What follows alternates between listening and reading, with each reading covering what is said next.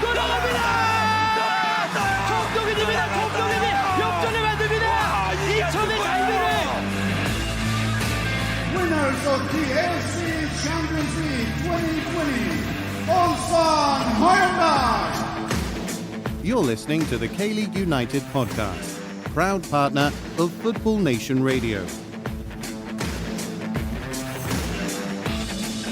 Hello, 안녕하세요. Ryan Walters in a daytime TV edition of the K-League United podcast from the K-League United bunker.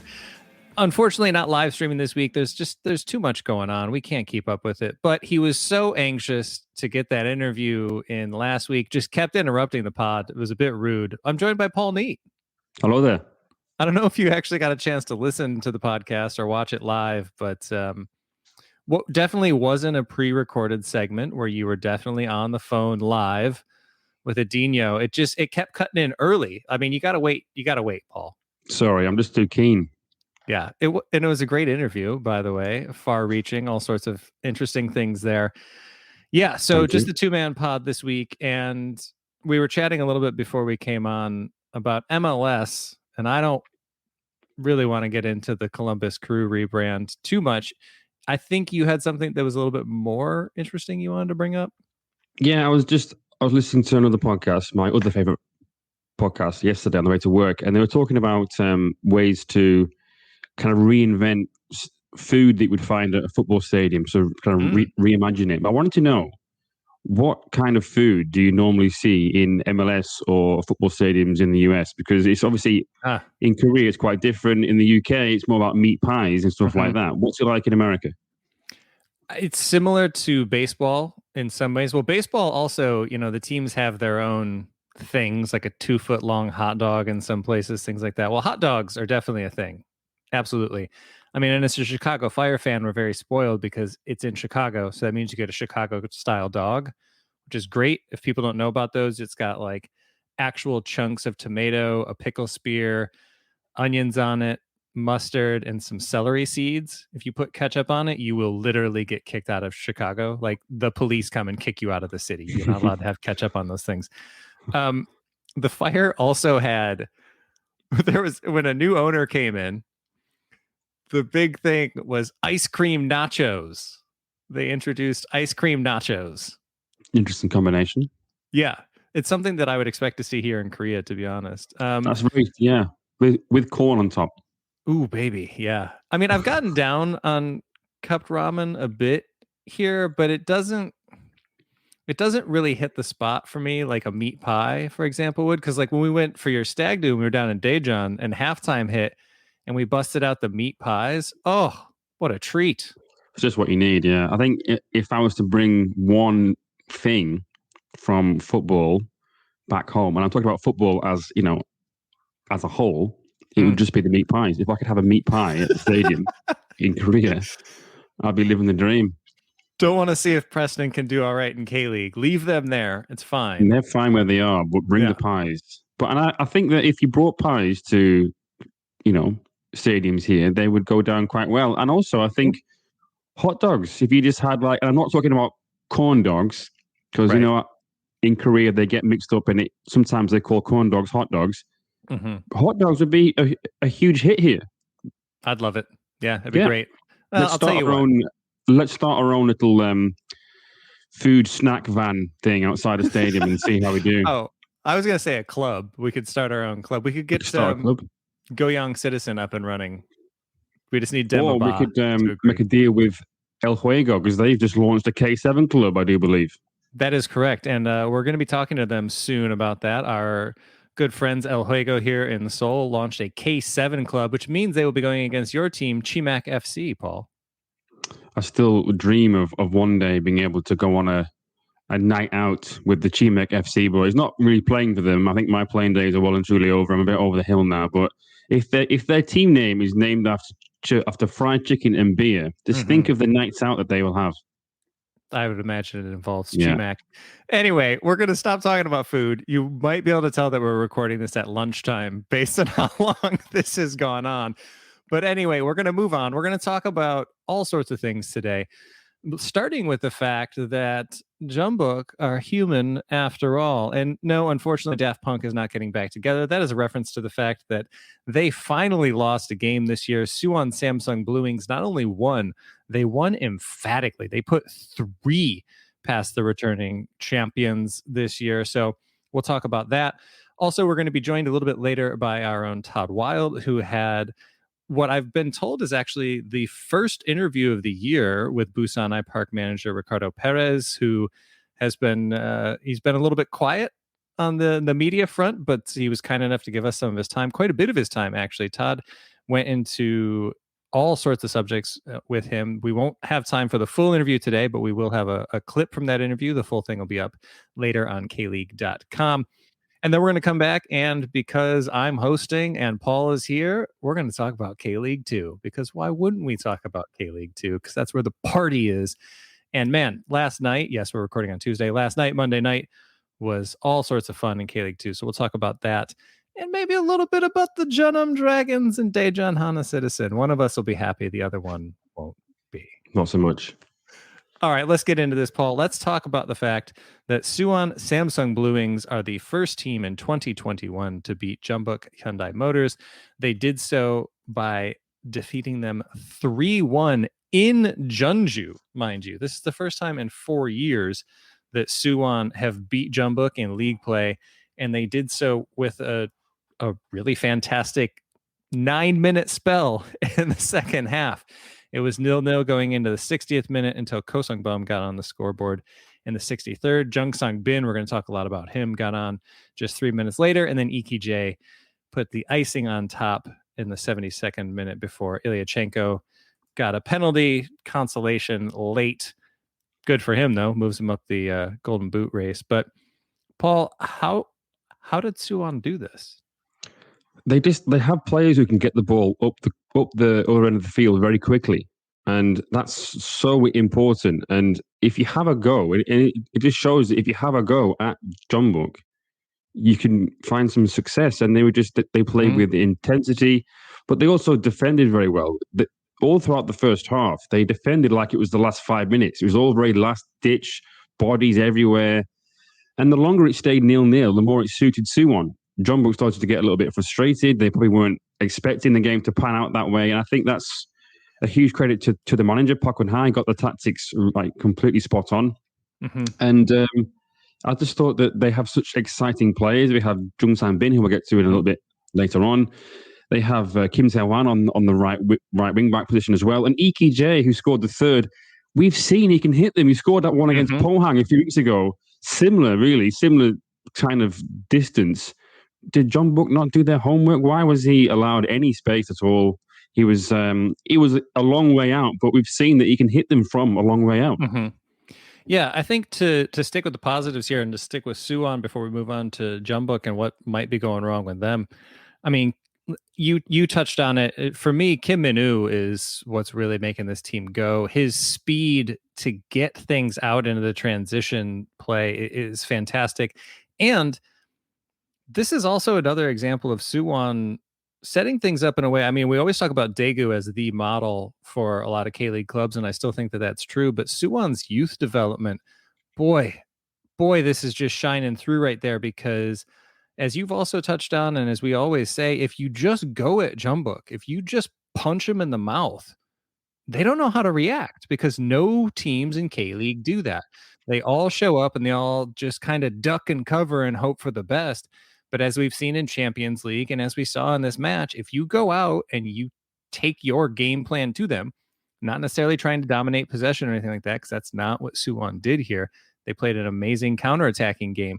But if you go out and you're at least aggressive, then you've got a good chance. And I think that's where the youth showed through here, because the young players for Suwon, they don't really play with a lot of fear. They just go out there. They're quick. Like you said, they can get into the final third extremely quickly. And it worked. And I hope to see more teams do this against Jeonbuk, because as we saw in this match, they're not insurmountable. You can't have this match and then say for the rest of the season, oh, nobody can keep up with them, because we now know that that's not true because of what Suwon did. Yeah, I also want to give some credit to the big striker over there at Suwon, Uros Jeric, who has been probably criticised for his lack of goals. He's only scored one, I think, so far. But he linked up play very, very well. And when you have players who are going to come from deep, from wide positions, you need somebody to be able to link the play up. And he did that very well. Without him, although he didn't probably get an assist, he might have got a second or third assist in the sense that he was involved in the build-up play, but he was very important in that win. And he looked genuinely delighted when the third goal went in. I think sometimes he comes across as being one of those players that's only really pleased when he scores. But you can see now that he was very happy that goal went in, and hopefully that kind of performance from him in terms of Suwon's fans' hopes and aspirations, that kind of gives him a little bit of confidence, and he can start to score some goals. Look, I think everybody on this podcast is a big Emil Heskey fan. We know you don't necessarily have to be scoring them yourself to be an amazing striker. So hopefully he can get going there. And yeah, again, like you said, also credit to Park Eun-ha, because I think that he's got this team playing really well. To move on to the other side of things, unless you got anything else for Suwon, on the Jeonbuk side of things, I think this might be cause for concern, not the result in and of itself, but the fact that this is now 4 matches without a win for Jeonbuk, and the win that they got before that was 1-0 against Jeonnam, and that took 75 minutes for Han Kyo-won to get the eventual match winner in that one. Just 3 goals in their 4 games leading up to this one, and just 1 in this one, which was a penalty. How is this attack not firing better than this right now? I don't know, but when I see a Jeonbuk team sheet, it never looks like it's their full strength team. I'm not sure whether there's injuries or whether it's because of the under-22 rule that they're trying to sort of shoehorn too many players in that probably wouldn't start normally. But I just never really see their full strength team, and I don't know, maybe they've got too many central midfield players that they're trying to accommodate.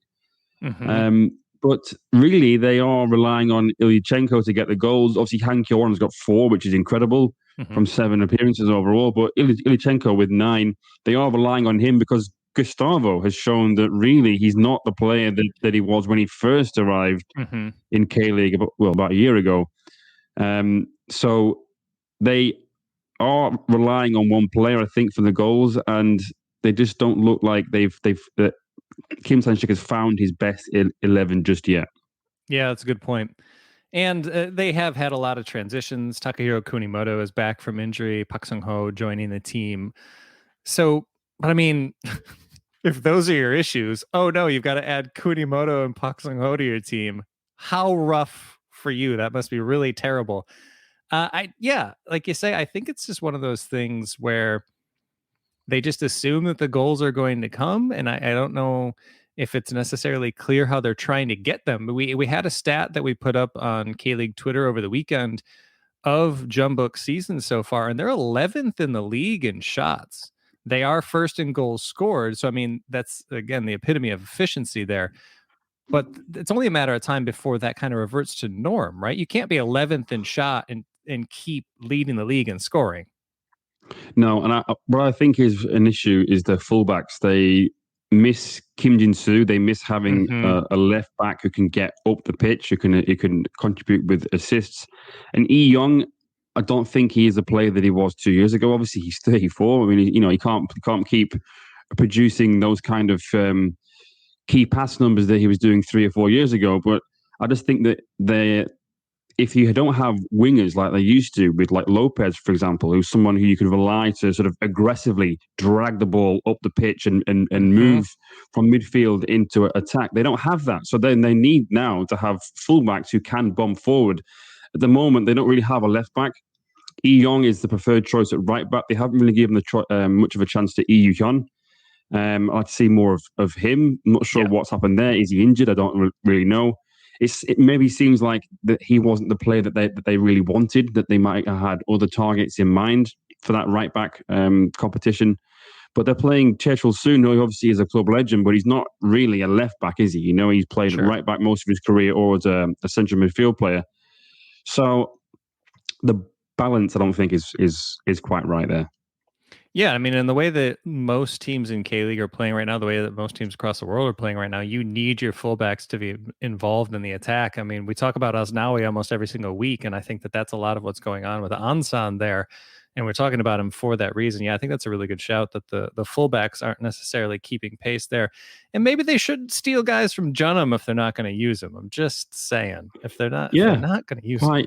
I'm going to talk about English football for a minute, but it's a kind of a similar situation because Liverpool stole our best defender. I'm talking about Preston North End, and they haven't even played him once.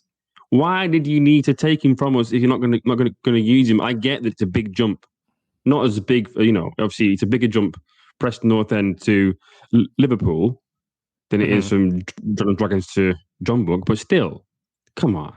Just if you're not going to use him, just don't take him from us. Yeah, rude. Yeah, is rude. On the note of Jeonbuk and their utter rudeness of winning all the time, they won't have the chance to win for a little while because they're not playing midweek this week, which is again why Paul and I are recording this early, because there are games on Tuesday and Wednesday night here in Korea, so we're not going to compete with them by live streaming a podcast. But their next two matches were set to be against Jeonnam and Seoul, so they're going to get this week off. And much as we were talking about last week with FC Seoul, obviously in all of these instances with Jeonnam and FC Seoul, we hope that everybody is happy and healthy and that they can get through this. Not even an outbreak. There was just a positive test on each of those teams, and everything seems to be going well now. But obviously, our well wishes go out to both of those clubs.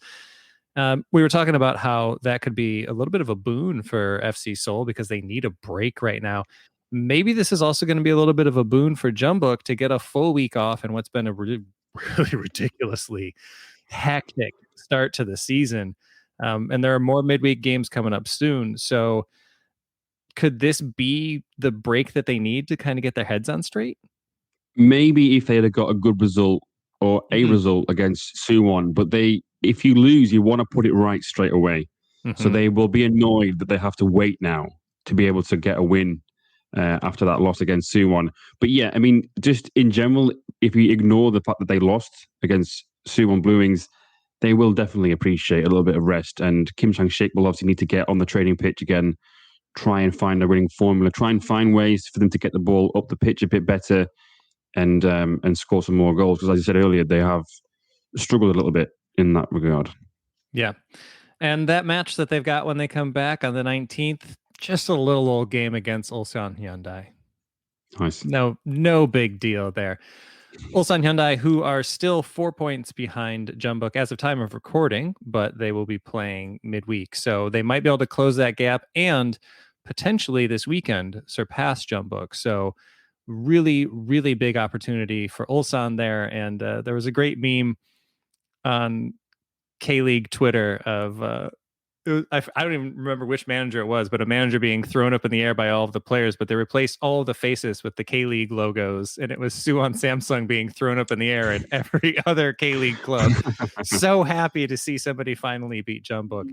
And hopefully Ulsan doesn't go and Ulsan this thing, and they can actually take advantage of this. They do have a game against Gangwon Wednesday night, and then this weekend they will be playing Suwon Samsung Bluewings. So it's not exactly going to be easy for them, but there is a massive, massive opportunity, again, as of time of recording. So we'll see where it is next week when we come back to it. But we're going to take a really quick break, and then when we come back, we're going to introduce Ricardo Peres for his first interview of the year. So we'll be right back.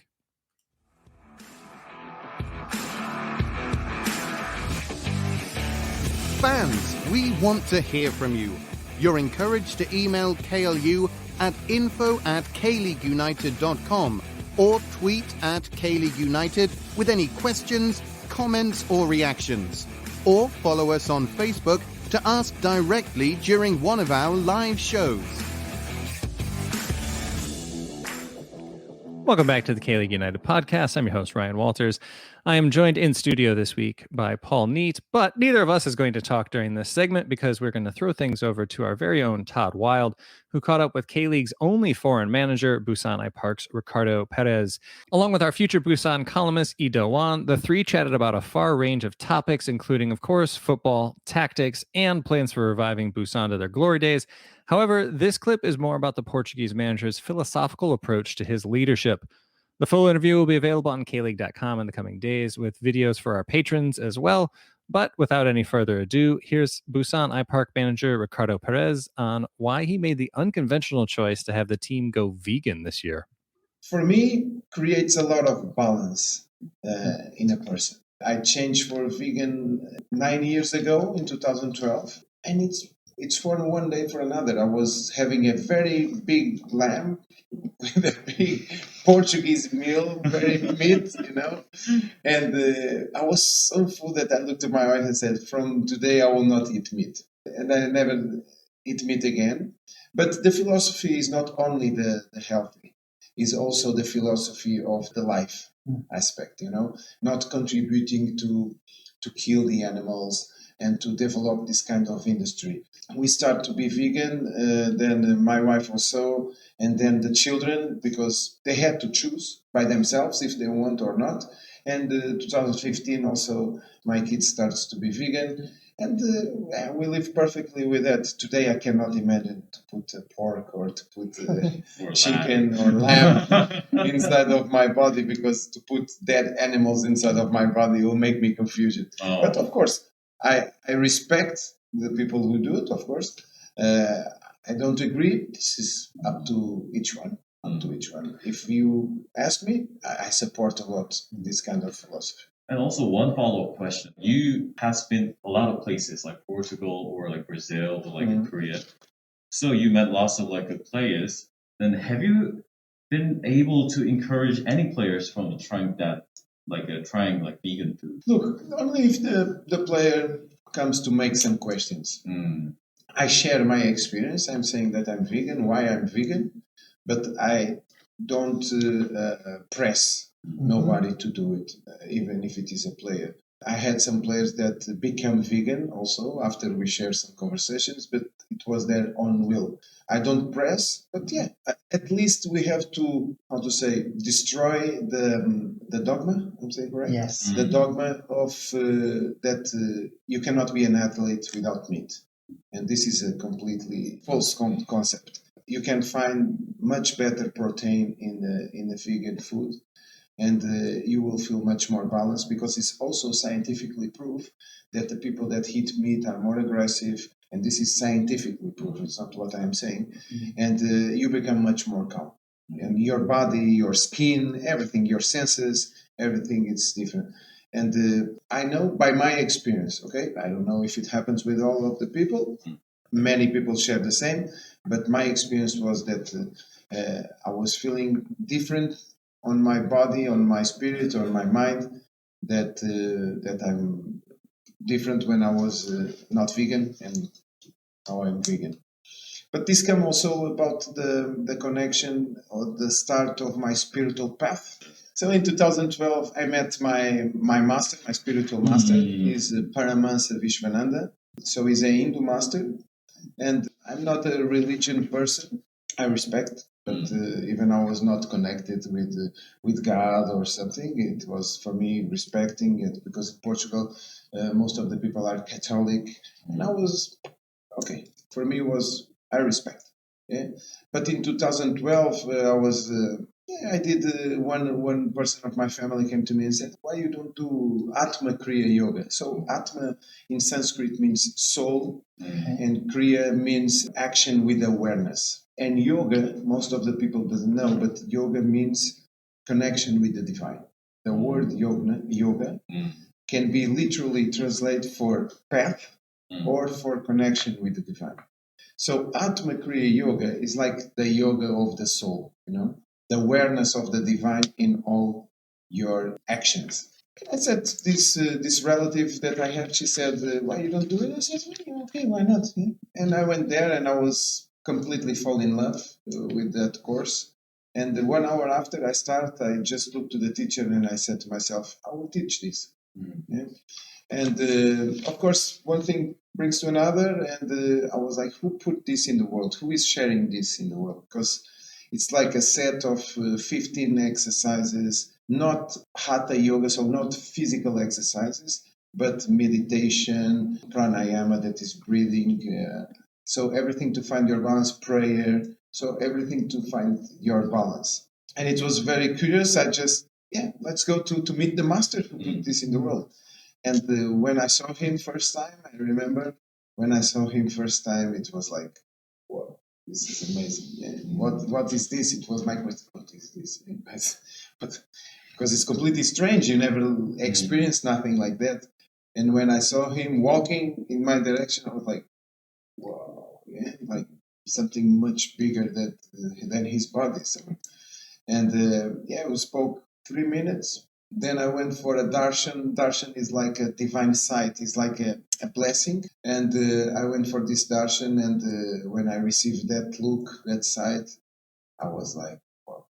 Then I start to do my meditation every day, daily basis, in the last 9 years, at least 3 minutes or 5 per day until 24 hours. It's up to you to decide.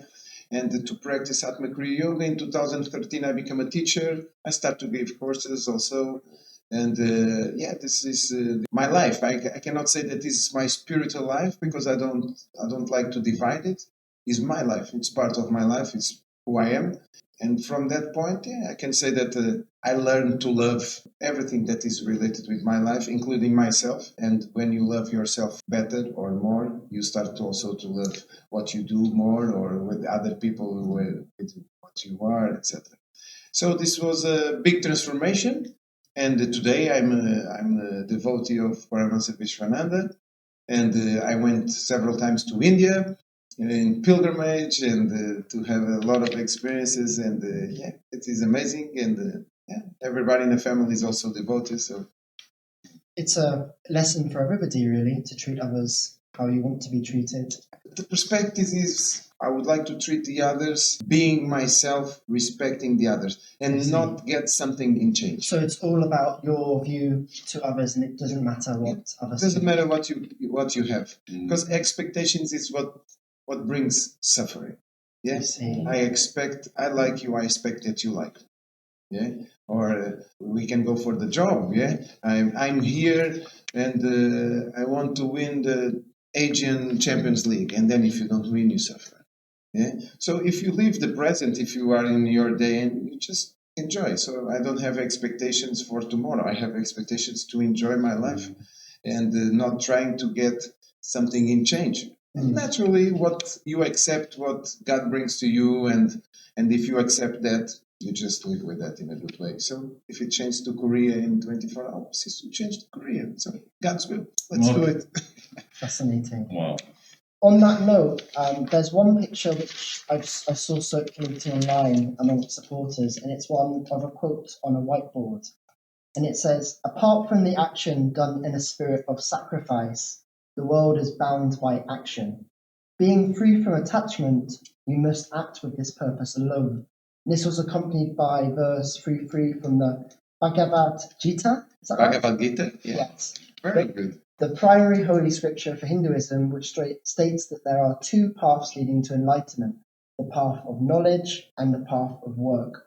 Can you please explain how you've been using such quotes and the purpose of using this as a training method for your players? Very good. I'm very grateful for your job. Can I stand up? Yeah, of course you can. So Bhagavad Gita is like a life manual. Of course, it's not religious. It's a life manual. It's a story, but a story from a warrior that is struggling if he should fight or not. Okay. Yeah. And Krishna came and tell him in 700 verses why he should fight. So there is 18 chapters and 700 verses. And the first 6 chapters is about the soul, the nature of the soul. Is about the action that human being does, why I do this action, what I have to expect from this action. So we call that karma yoga. So karma is like action and consequence. Okay. Yeah. And then you have the yoga, the path, and how you should act in the world. Yeah? Then the next 6 verses are more approaching to the devotion part. So you go acting in the world in the service of something, devoting something. Okay? So the love is inside also in that part. And the last 6 chapters is are the resume of the two 12 chapters. So in the very short resume is the Bhagavad Gita, yeah? And what we do is that we present the verses of the Gita before each match. Okay. Yeah, some of them come from the preseason also. Yeah? And if we can say here, chapter 2, verse 31, for a warrior, there is nothing superior to fighting in the righteous war. So if you are a football player, there is nothing superior that you play the righteous game. Mm-hmm. So this is our dharma. It means that this is our duty. Our duty is to play football. If you are a football player or if you are a coach, you should coach. Sure. So you should not come out of that duty. If you are coming out of that duty, you are going against your dharma, against your function in the world. But happy are the warriors that have such opportunity, and everything is accord to do what it should be. But the one that you were saying, I believe this one, yeah? Mm-hmm. Chapter 3, verse 9. Yes. Apart from the action, then in the spirit of sacrifice. This world is bound by action. Being free from attachment, you must act with this purpose. So this is clearly the way that he said, sacrifice, that Krishna said to Arjuna, that is the warrior, sacrifice is an act of love. You sacrifice yourself for something. It's not you sacrifice your life or you sacrifice, no, you sacrifice your time, you sacrifice, you are not selfish. Yeah, I'm playing for the team, I'm sacrificing for the team. Yeah, I do this sacrifice for the team. Because what? Why? Because I cannot run away from action. We have to act. But how we act? With an act of sacrifice. So not being selfish, for example. And being free from attachment. And this is one of the crucial sentences, is that if I do something, I should not try to get the fruits of my action. You have the right to act, but not to the fruits of your action. So don't do something to get something in reward. Just do it, because it's your duty. And if you don't want something in reward, you will be happy, because you are not expecting nothing, and what it comes will come. Yeah? And this is clear, one of the main things of what is karma yoga, is acting without getting the fruits of the action. Yeah? And do not allow that rewards to be the motivator of your action. Yeah? I want to be the top scorer. No, you want to be a team player. So you're trying to form this team mentality through the use of... Yeah, there is many ways to drive the team for a team spirit. Mm-hmm. Okay? And for forgetting about yourself and put the team in front of everything. And one of the ways that I used is the Bhagavad Gita. And then the controlling of the mind is very important, because you have to act with your heart, controlling your mind. So like in chapter 6, verse 6, the mind can be the best friend or the worst enemy. Sure. Yeah, because the mind is very, very strong. So if it is very strong, if we drive the mind in the right way, we know what to do inside of the pitch. We know the tactical, we know the connection with the players, we know the tasks. So my mind is focused now, and if I put my heart with the right driving of the mind, I will succeed. And of course, to control the mind is very difficult, because the mind is like compared to a lamp which should not flicker in the windless place. So even Krishna is saying to Arjuna, this is a very, very difficult, because we all have mind and we all have judgment, expectations, desires, yeah, and these desires are the main reason that's to bring unhappiness. I desire this, then I have a new car, but 2 months after I want a better car because this car is not good enough, and etc. I want to play, I want to win the Champions League. So all the desires can bring you happiness. And if you live in your day happy with what you have your dharma. And when one practices the dharma, is going again according to his own nature. So more or less, is up to this. But very good job, man. FNR is a revolutionary football-dedicated digital platform, the first of its kind in Australia. It provides a 24/7 live online radio platform experience, podcast hub, and acts as a content provider for TV, radio and digital. Having reached millions of listeners and football fans since launching, FNR is accessible worldwide via its website or app, providing a platform to discuss, debate and celebrate the world game. We are your voice of football, FNR Football Nation Radio. Welcome back to the K-League United podcast. I'm your host, Ryan Walters, and this time I am joined in studio by Paul Neat. Hello there. I say studio. You remember the heady days when we used to be able to record in person? Yeah, I can't remember the last time we actually did that. Together in the same room with other people? It definitely wasn't in 2020. That's true. Anyway, that's the grim news. Let's talk about the good news. Let's talk about K-League 2. It's good news for me anyway. The good news? No. The K-League 2 party. The K-League 2 party is already starting to take a turn for the worst. You know, it's like my mates started to get into fights at the bar. People ordering too many shots that I didn't want. I think it's time to get a kebab and an early taxi and go home. And is that a dragon in the corner dancing? I think it is. The K-League 2 party is always one of those ones that starts off quite nice. You think, oh, this is quite a nice evening, but it descends into the heart of darkness. And that's what happened last night for Dead John. I mean, I always say there ain't no party like a K2 party. I don't necessarily mean that it's always great. That's not the implication. It's not been great since 2014 for me. All right, well let's start with the not great, because it was a 0-0, but that's not necessarily why this one wasn't great. The weekend kicked off with Busan FC 1995 and a 0-0 draw with Gimcheon Sangmu. And well, one of the good things in this was Bucheon's Children's Day kit, their charity, Save the Children, was on the front of a black kit with red shoulders. They also wore red socks for this. Ooh, sign nice me kit. up. Isn't Save the Children red anyway? Aren't they normally red? Yeah. Why would they just wear the home kit? I don't understand, but just change the logo. I don't know, but it was a nice kit anyway. Why they don't just have the charity on the front instead of Bucheon instead, I don't understand. I don't know why any of the citizen teams don't do this. We've talked about this before, though. I think that's Dan Croydon's idea of like the citizen-owned clubs, instead of it saying, for example, Jeonnam Ansan on the front, just put a charity there and you're halfway there. Anyway, tangential K-League 2 business that I'm sure both people that care about that are well happy to hear about. But Paul, let's talk about this match. And yeah, it's not great in a couple of ways. There are a couple of takeaways from this, but you wanted to start with Bucheon on this one. Yeah, I thought they did all right.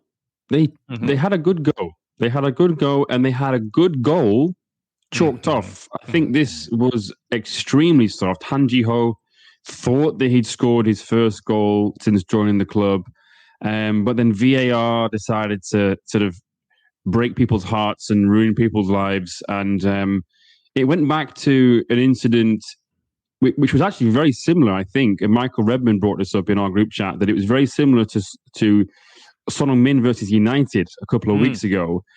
Extremely soft. Nothing really happened. And if you watch the replay, there's no intent to hit the player at all. And there's minimal contact, but the player goes down. And after a far too long VAR review, the goal is chalked off. And that could have been the difference between the manager saving his job. And obviously in K-League, the managers do get more time, but he has lost a lot of games there. They haven't won since the 6th of March. So they haven't scored now for 7 games. Oof. So I just think that that would be one of those things on Football Manager that I would be smashing the keyboard if that happened to me. Yeah. I mean, we talk about it all the time. It's also just, how can you take that long? And in the leagues that are doing great for attendance and attention, sure, maybe that's fine. But, if you think about the couple of hundred of folks that are allowed in for these games with reduced capacity, sometimes in the thousands here, are they going to want to come back after that?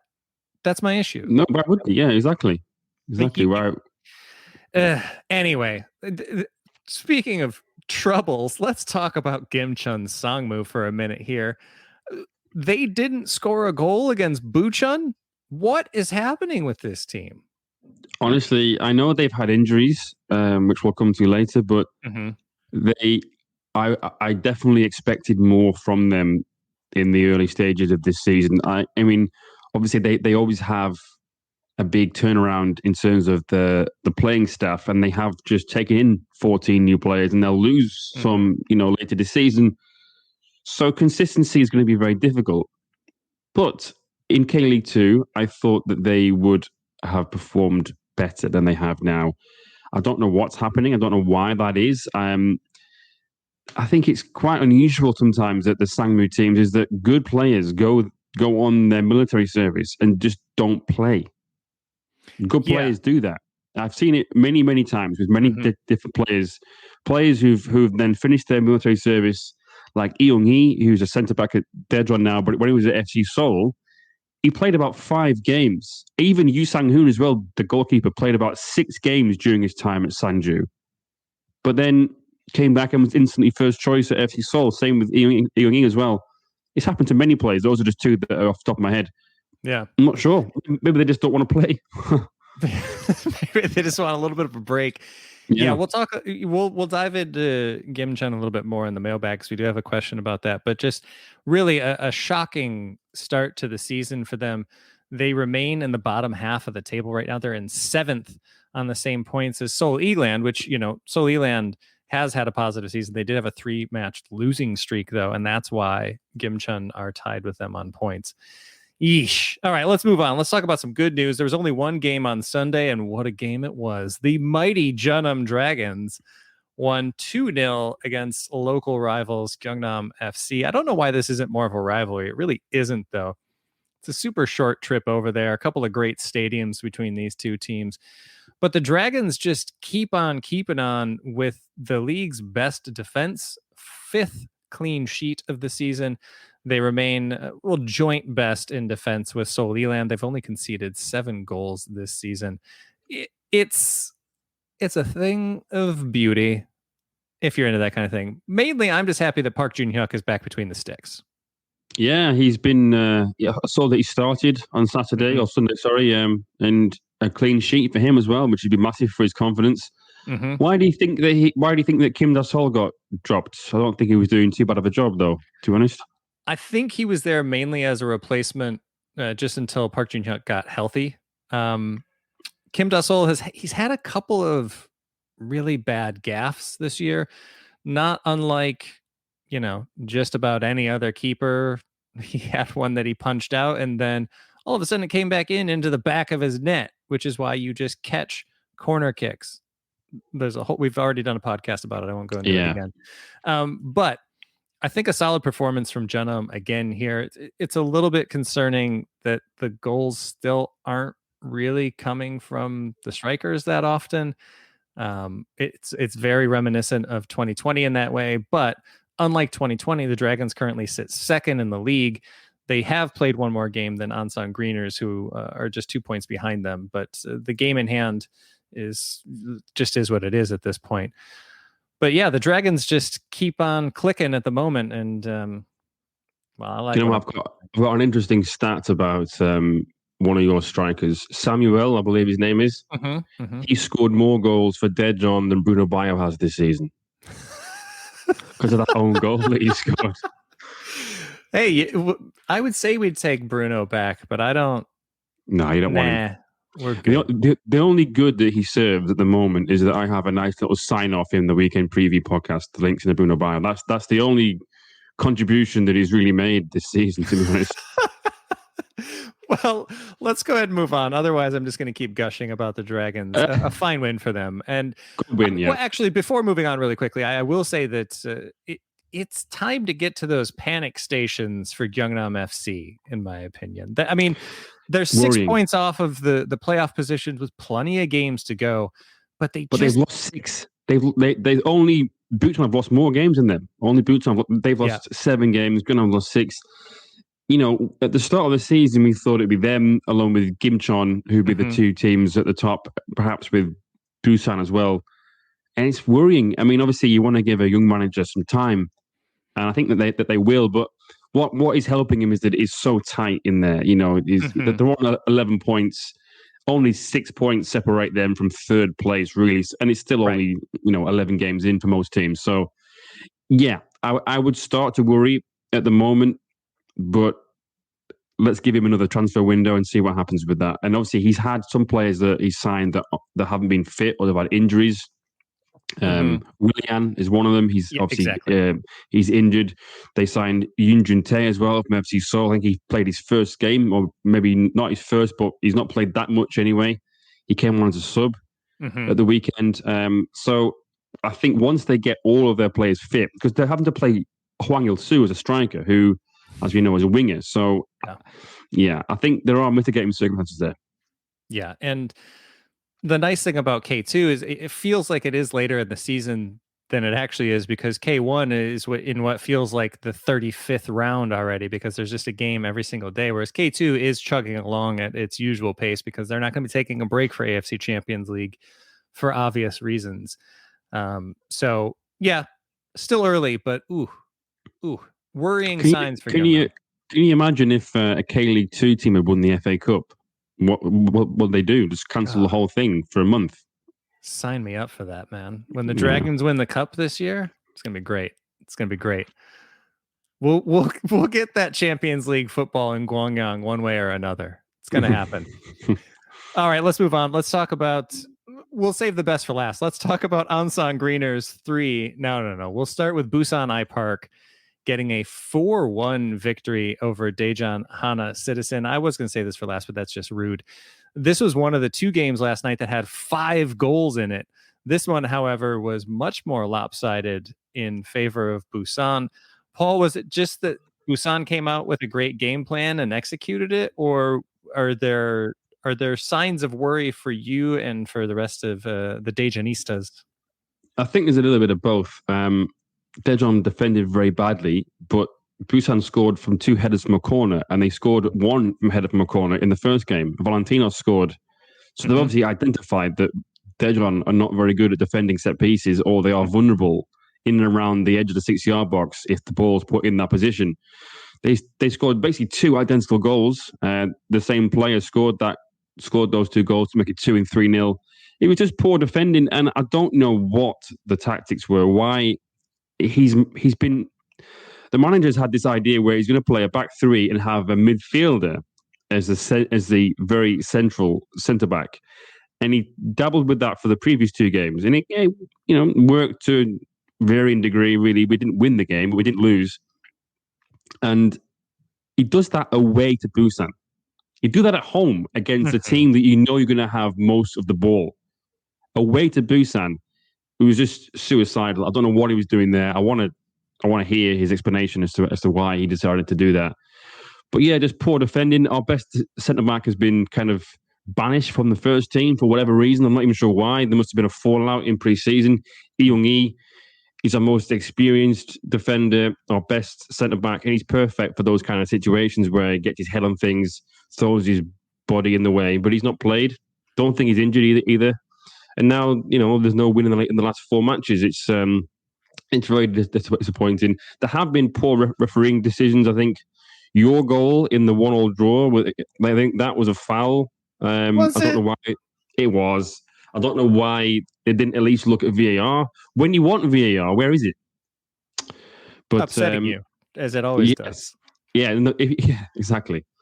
But there was one tiny positive, and that was Ali Bayev came on to make his debut, and he did look good. He was quite positive. He made some good forward passes. He had some good energy, and hopefully we'll see him start soon. But they're trying to have a lot of midfielders like him. I'm not really sure where he's going to fit in, but he obviously they signed him for a reason, so I'd imagine that he'll be first choice wherever he decides to play. Yeah, well, maybe they can move some of those midfielders this summer and bring in some defensive help there. Before we move on, credit to Busan for a lot of these goals. I think, like you say, the set pieces were really well taken. And the ones that weren't set pieces, Chae Jun's assist on the second goal was ridiculous. Just a really great whipped in ball from the wing. Did well to control it and keep it in as well. So nice to see him get going. And then I don't know too many keepers, specifically in K2, or too many keepers in general, that are saving An Byung-jun's strike. That thing, if that net ain't there, that thing's going out of the stadium. That was just hit with venom. I mean, and I tweeted this out. The sound that you could actually hear, it sounded like a net, but it was really just Gangwon kicking themselves for not signing him this winter. Daejeon as well. They also wanted him, but they decided not to. So, well, good on Busan. Because yeah. It turns out scoring goals is still pretty good in this league, and An Byung-jun leads the way with 6 in K2 right now. And I thought it was a little strange that he was subbed on in this one. Hey, but what a choice to have to come off the bench. Exactly. Go on and get your goals, big man. All right, one more match to talk about, and then we're going to hop into the mailbag. And it is Ansan Greeners 3, FC Anyang 2, the Line 4 derby taking center stage with one of the teams still top of the table as it stands. FC Anyang are still up there, but a massive, massive result for the Greeners in this one. And an impressive performance without Asnawi Mankulam in the lineup. And as most of the folks on Twitter were saying, no Asnawi, no party. But that wasn't the case because somebody forgot to tell Santiago all about that. He scored on his debut, and oh, baby, did he score on his debut. What a fantastic goal from the young man from Argentina to get the Greeners into the lead in the 18th minute. It was undone by Jonathan Moya sliding his way into the net and luckily chesting a rebounded ball in. It was an interesting goal. And then Robson is the sub for Santiago. He comes in and scores his own. He scores not an own goal, his own goal. And Kim Roon-do with another fantastic strike nice in this one. What Very a nice. Season he's having. Yeah. He was the one that twice. Sorry. He scored 2 penalties, didn't he, in the return fixture? Yeah. Yeah, so he actually scored the match winner in both Line 4 derbies because in the end, Nilsson Jr. got a penalty in the 90th minute. So that Kim Roon-do goal was the winner in this one. And this match was pretty back and forth for the most part, but Ansan did well to control the tempo in this game. And this is against an Anyang side that came in on a 5-match winning streak. So, I mean, just as we all saw K-League 2 going this season, the Line 4 derby. I'm really happy that this derby is getting some context to it because if you wind back 2 years ago when they were both involved in that fight for promotion, and then Anyang came back from behind to win, was it 3-2 at home, and essentially you kind of ended Ansan's hopes of finishing in the top 4. Ansan fans obviously will be very upset about that, but in the long run, that was good for the rivalry. Having a rival is good. And last year, obviously, both teams were a little bit, well, not very good. They were at the wrong end of the table. But now this time round, they played out a good 3-2 goal, like a 5-goal thriller. It's good for the rivalry. It's good for the derby. And if these two teams have something to play for, i.e., just how tight it is in the top half of K-League 2 at the moment, it's only going to be good. And it just means that the next fixture, when we play again next time, there's going to be some scores to settle. Indeed. Yeah, especially because Ansan have won the first 2 this season, and they are both in the top 4 right now. Ansan just 3 points off of the top of the table right now with a game in hand because they weren't able to play Jeonnam Asan for the same reason that we were talking about FC Seoul and Songnam FC earlier. Jeonnam Asan on a 3-match break to prevent the spread of COVID-19, and that's just the world that we live in. I won't get used to saying that. Don't love it, but again, hopefully everybody can recover and everybody is healthy there. But yeah, Ansan just continuing to do good things this year and scoring goals in different ways. Again, Santiago, that was his debut, and it looks like he's going to be a goal-scoring threat going forward for them. Really curious to see how he can link up with Asnawi and if those two can kind of get a partnership going there. But yeah, again, I mean, I know I'm always going to talk about Asnawi a lot because I want more Southeast Asian players here, more Indonesian players here as well. But the team has looked more dynamic with him in the lineup, but he wasn't in there, and they still attacked this game really well. Yeah, it definitely bodes well for them, and the fact that they didn't have him there, but you have him to come back if he's fit again. I'm not sure whether he's got an injury or not, but it just means that it's only going to get better for them next time around if they've got him to call upon. Yeah, tough test for them coming up next Monday because we're just into that time of the year where there's a game every day and everything is weird, but that's going to be against Jeonnam in Gwangyang. So very, very difficult test for them to try to get some goals against, again, one of the league's best defenses. But we'll talk a little bit about that and more on the other side of this break in the Ulji Luis mailbag. We'll be right back.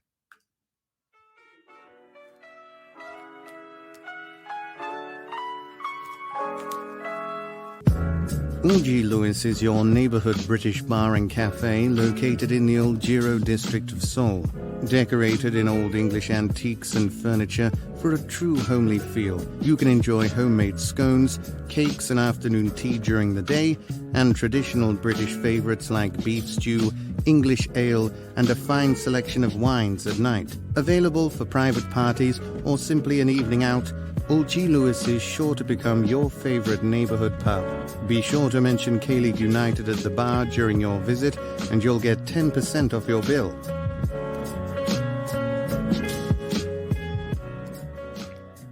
Welcome back to the K-League United podcast. I'm your host, Ryan Walters, joined only by Paul Neat this week, and we're into the Ulji Luis mailbag, and I'll have you do most of the talking, which means I'll read the questions and then you have to answer them. No pressure. Okay. All right. We definitely had a pre-show meeting and talked about these things like we always do. Professionals. All right, let's get started with Dan Croydon. And we're back in K-League 1 for this. He's saying with a 4-point gap between Pohang in 6th and Songnam in 7th, are the top and bottom halves of the split already set? If not, which teams are likely to switch places? Oh, that's a good question. I would say possibly yes, because I think Jeju, despite the fact that they've not won in the last 3 games, will still finish in the top half. I don't know about Pohang, though. They're a bit too inconsistent. I know they're unbeaten in 5, but that's with 3 straight draws. I would say that Pohang the most likely to drop into the bottom half, but I'm not seeing anybody in the bottom half that's really got it in them to make a jump into the top 6. Seoul are a complete mess, obviously, and they've got more, several games in hand to play by the time the season really gets into the business end of things. I don't really think anybody other than Seoul or Songnam really. Yeah, he's probably right there. I'll probably say that it would be if Pohang can start turning draws into wins, because they've drawn as many as they've won. So yeah, if they can turn some draws into wins, then maybe Pohang can sort of put more daylight between them and the bottom half. Yeah, like I say, I think it's also important to remember here that 4-point gap is because Songnam has a game in hand right now. They haven't been able to play, again, because of the positive COVID-19 test. Same thing with FC Seoul there. So it's a bit of a gap. It's more of a gap for FC Seoul. It's a 6-point gap for them. It's only 4 for Songnam, but I don't necessarily know that Songnam's got the consistency to break into the top 6 this year. I think there'll be a high final B finisher this year. I don't think they'll be involved in the relegation scrap like they were last year, I think.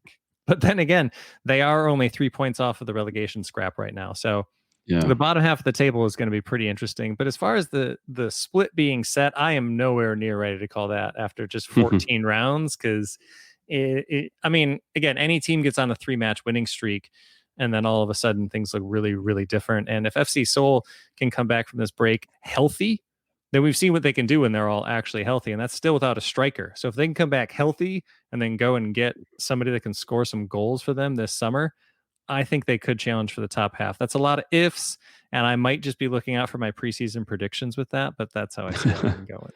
Yeah. All right, let's move on to one Scott Whitelock. He has 2 questions, and we teased this one earlier.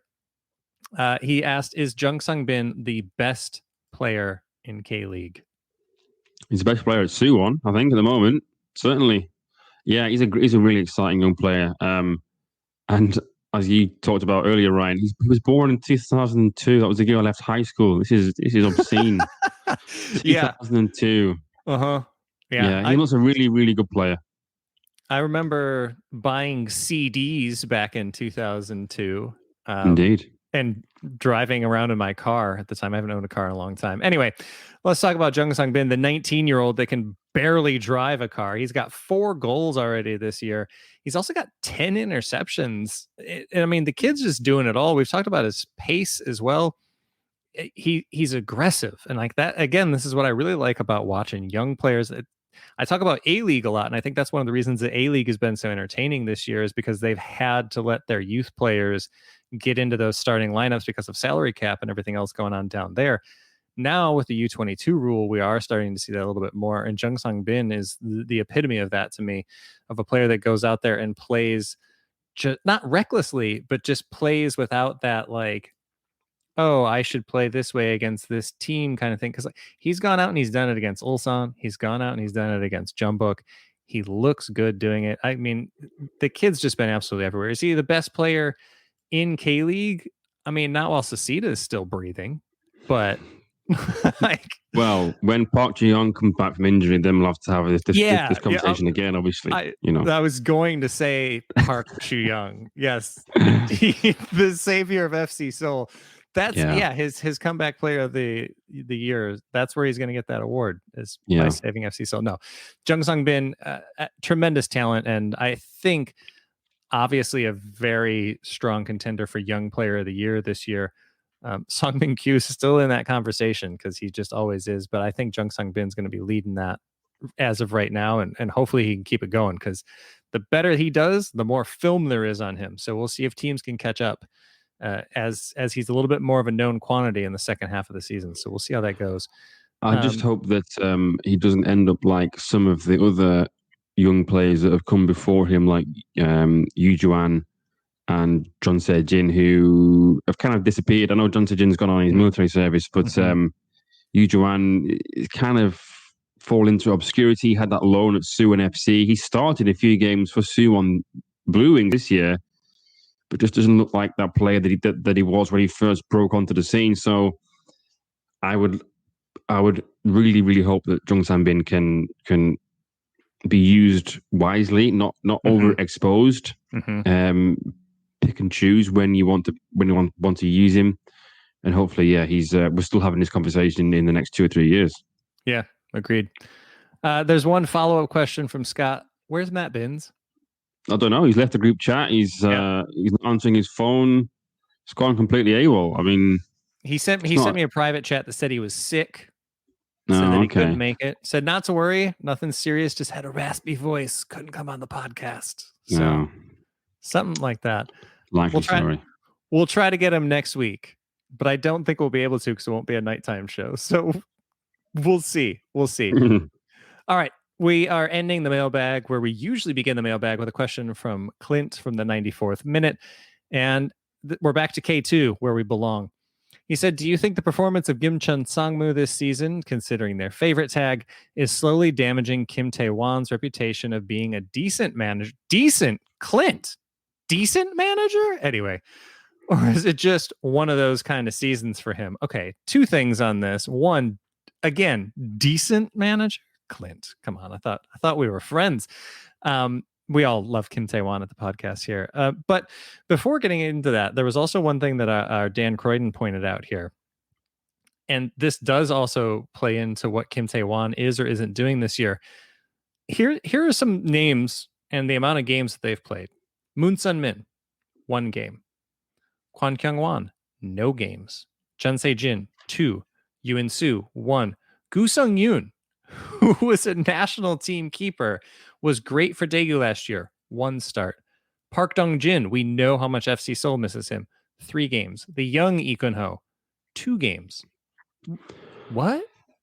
Well, Moon Sun-min and Kwon Kyung-jong have both been injured. Right. I'm not sure about John Se-jin or Yoon Soo, but Gu Sung-yoon obviously joined late, and he's obviously just finished his military training. So I think he probably start to be the number 1 now. Park Dong-jin, very valid point. Same with Lee Kun-ho as well. I don't know why they haven't played as many games as they have, because you would think that they would want to have those kind of players, because Park Dong-jin runs and just doesn't give up. He's like a dog, you know. He just doesn't stop running, chasing things down, you know. Yeah. So some definitely there are some that have been injured, but yeah, there are some there that you would expect to have played more games. And you know, people like Lee Kun-ho, the young one, he's obviously gone to Sangju and now Gimcheon to get first team football. You know, that's one of the reasons why he probably went there, having had moved to Jeonbuk and not really played, and then had loan spells elsewhere, not really played.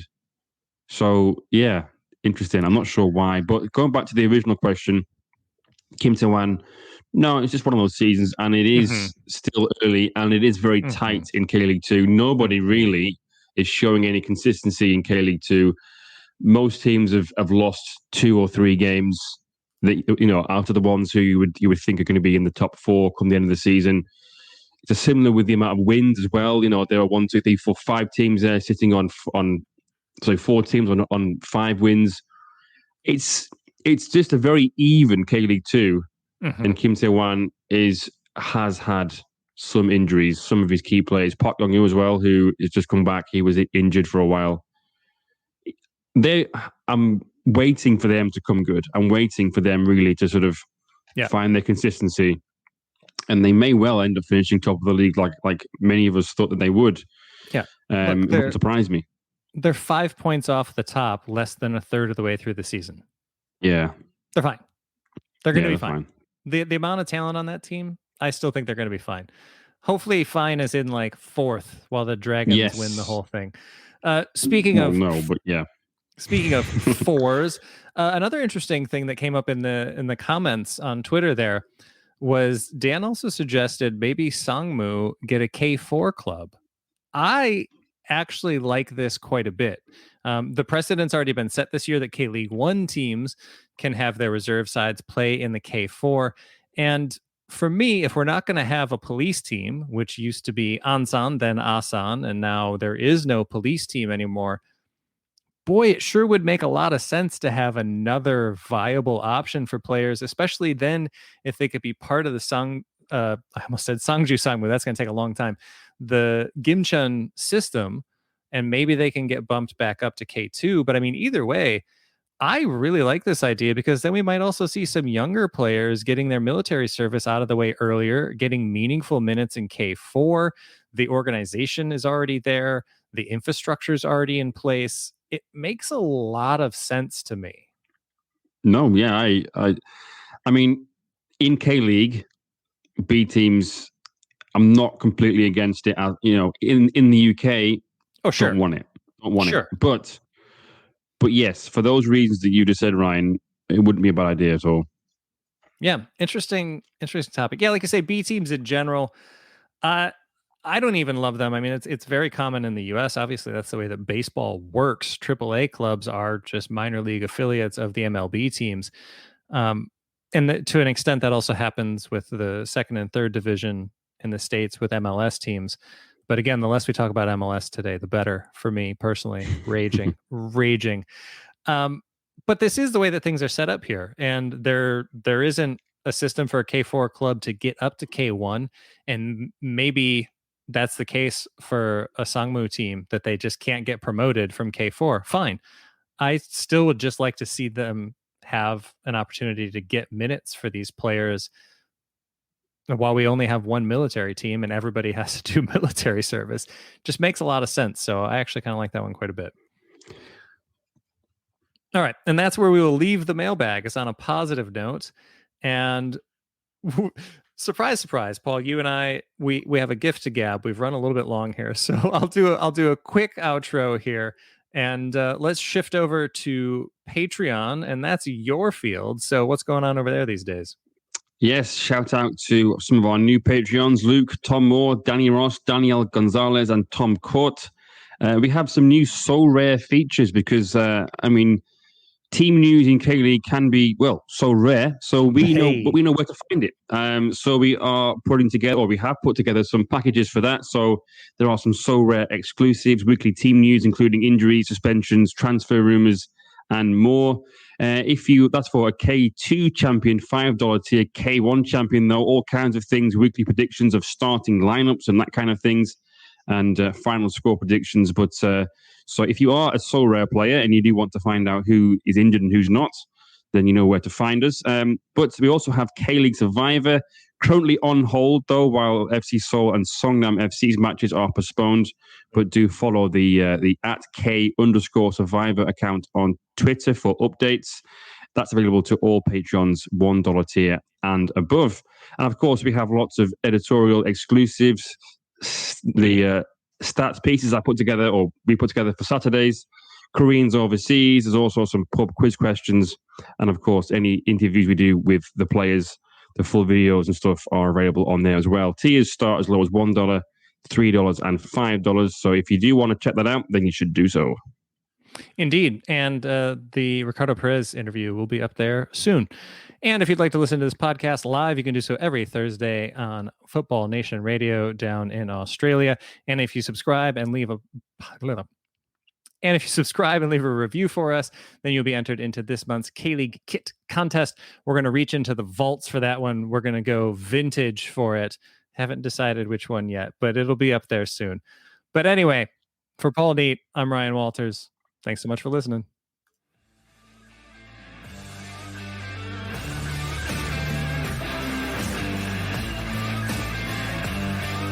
정규석